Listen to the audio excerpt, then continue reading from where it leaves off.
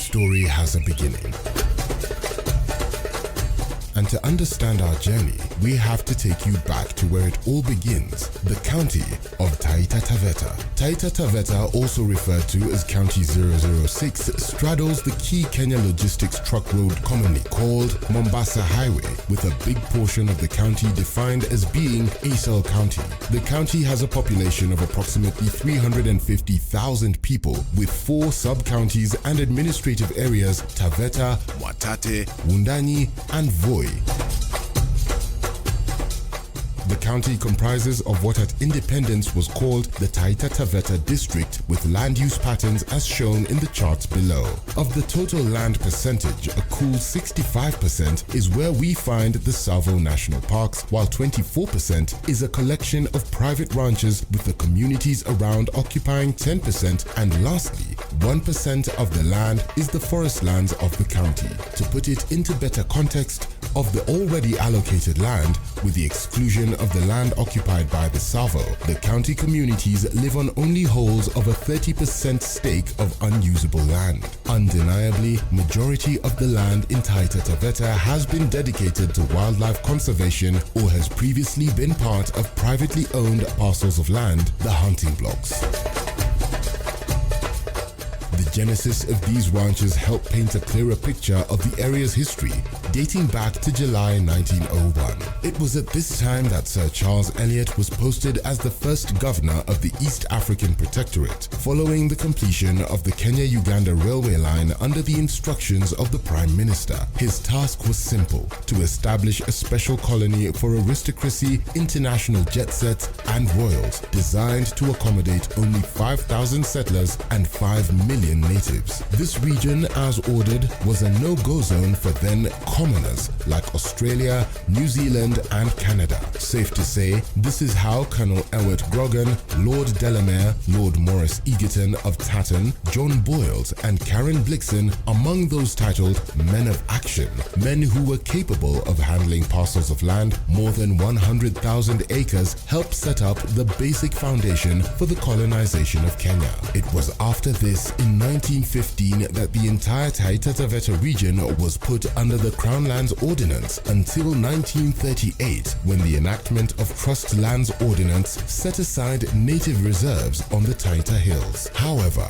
the entire rangelands and foothills of the Taitas still remained under the Crown and were subdivided into hunting blocks under the Game Ordinance and national parks under the National Parks Ordinance in 1948.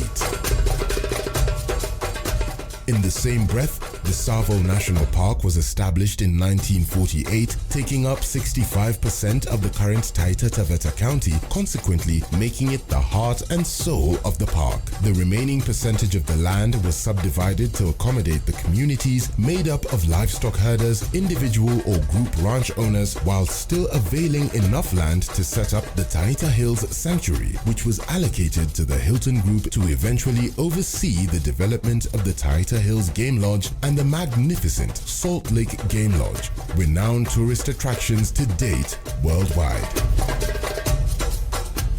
It wasn't until independence in 1963 that Mr. Edward Lenjo Msamuni was authorized to pilot commercial livestock ranching to establish its feasibility within the hunting blocks between Tsavo West and East National Parks. The eventual success of commercial livestock ranching led to the incorporation of ranches which listed as limited private companies and were allocated leases of between 33 to 45 years. These ranches included Taita, Rukinga, Lualenyi, and Sagala ranches. Consequently, the scramble for the remaining parcels of land by non-locals drove the local leaders to have the government allocate land under agricultural directives to the locals who had lost their land due to the setup of the Tsavo National Park. This led to the establishment of Ngeno, Mbale, Maungu, Bura, Kasigahu, Washumbu, Dawida, Kambanga, Bachuma, and Kishushe ranches as community ranches. These agricultural ranches came with leases of between 45 and 66 years, with the government having one share and veto power on technical and policy issues on their management. By this time, there was still need to safeguard traditional grazing practices, which saw land set aside under the Group Representative Act with freehold leases when it came to Mbulia, Mramba, Teribi, Kishamba, Kishushe, Oza, Mgeno Grazers, Ndarabi, and Taita Hills Sanctuary, which was then set up as ranches or tourism enterprise. Lastly, the remaining category of ranches in the county were the parcels of land that were awarded to indigenous persons with large herds at the time to graze their livestock. These were the ranches of Choke, Mwasui, Wangala, Nkuki, and Ndara ranches. To sum it all up, the major types of ranches in the county with their different regimes and regulations were private limited company ranches and directed agricultural ranches allocated under the Registrar of Companies, while group ranches and private-owned ranches were allocated on trust land basis and leasehold ranches respectively. With time, the commercial viability of these ranches has exponentially grown. That this potential is yet to be harnessed can only be as a result of non-engagement by the indigenous community. The potential to invest in and generate revenue from these conservancies and ranches has opened up the playing field to investors across the board. From opportunities in developing livestock value chains with annual potentials of up to 30 billion, the county also offers similar opportunities in the development of the tourism value chain, revenues up to 500 million, as well as mining value chains and development of green energy projects with estimates of 2 billion and 1 billion shillings annual revenues respectively. And together, mobilizing our efforts and resources, we can overcome the hurdles and various challenges stemming from lack of proper technical support, financial shortages, market penetration strategies, community mobilization, awareness, and education on conservancy development and operations, as well as their ranching rights. Furthermore, there is a common need to strengthen and support the legal framework through proper legislation and policy implementation to help develop a planning framework, all while offering civic education and training to stakeholders.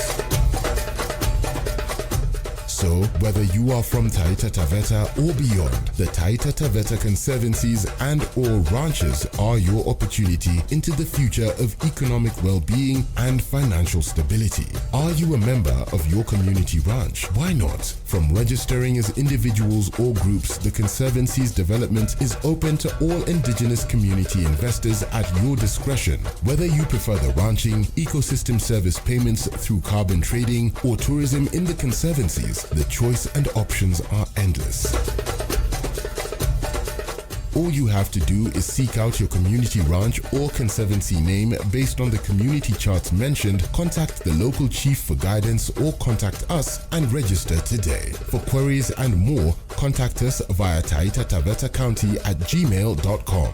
Be part of empowering the community of Taita Taveta. Invest in your community ranch today.